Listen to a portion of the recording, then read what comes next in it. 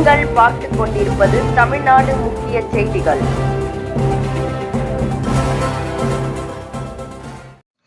வணக்கம். திருவள்ளூர் வடக்கு மாவட்ட காங்கிரஸ் கமிட்டியின் புதிய தலைவராக சசிகுமார் நியமனம் செய்ததற்காக தேசிய காங்கிரஸ் கமிட்டி தலைமைக்கும் மாநில தலைமைக்கும் மனமார்ந்த நன்றிகளை தெரிவித்துள்ளார்.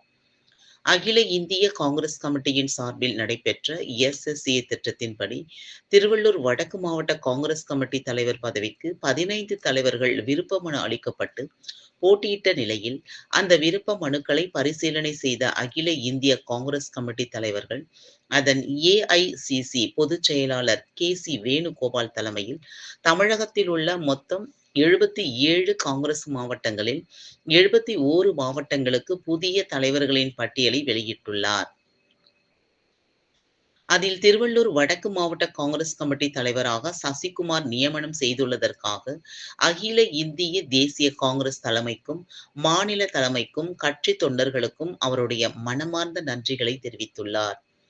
பின்னர் செய்தியாளர்களை சந்தித்து பேசிய அவர் 2026 வருகின்ற சட்டமன்ற தேர்தலில் காங்கிரசின் பேரியக்கத்தின் பலத்தை திருவள்ளூர் வடக்கு மாவட்டத்தில் வலுப்பெறச் செய்வேன் என உறுதியளித்தார்.